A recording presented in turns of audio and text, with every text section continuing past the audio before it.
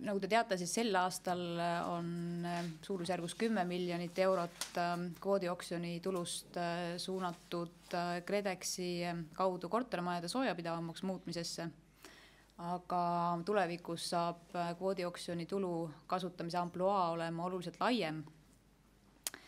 Me plaanime lisaks siis korterelamute soojustamisele toetada ka riigi ja omavalitsuse hoonete energiasäästlikumaks muutmist, aga ka näiteks biogaasi kasutuselevõttu transpordis, mis on täiesti uus suund.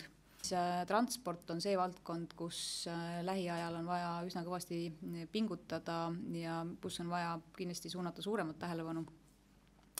Nii et seepärast on meil kvoodioksjoni tulus olulisel kohal ka, nagu ma nimetasin, biogaasi edasiarendamine, et me oleks võimelised biogaasi edaspidi kasutusele võtma ka transpordis.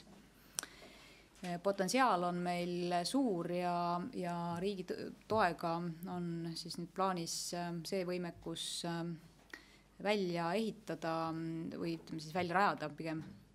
2020. aastaks on eesmärk see, et me kasutaksime transpordis biogaasi sedavõrd palju, et see oleks võrdeline siis 30 000 tonni nafta energiaga.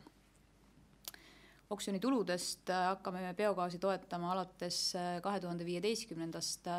aastast, aga pilootprojektiga on võimalik selles vallas startida juba Euroopa Liidu vahendite arvelt. Ja Keskkonnainvesteeringute Keskus on siis see, kes hakkab seda projekti ellu viima.